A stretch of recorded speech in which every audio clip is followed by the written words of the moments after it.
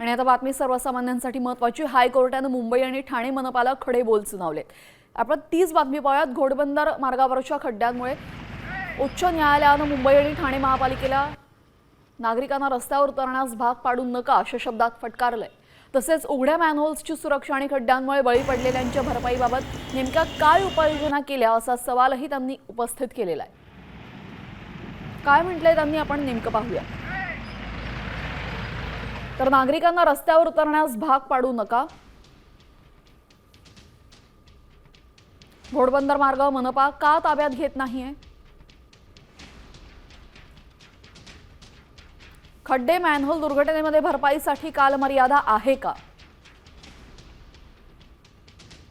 उघड्या मॅनहोल्सवर काय उपाययोजना केल्या आहेत?